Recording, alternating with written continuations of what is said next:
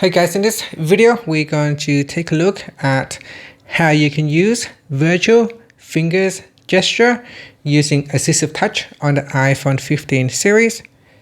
First, let's go and see how you can turn on AssistiveTouch before you can use virtual fingers. So first, swipe up to go back to the home screen. Then on the home screen, tap on Settings.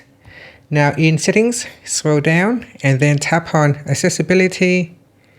Next, tap on Touch, then tap on AssistiveTouch, and at the top, tap on the AssistiveTouch toggle button to switch it on.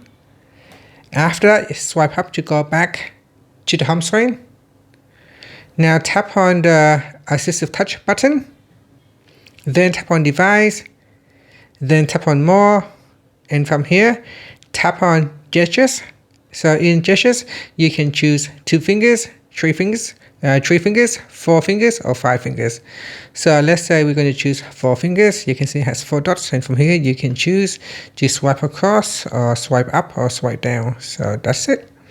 So that is how you can simulate virtual fingers using AssistiveTouch.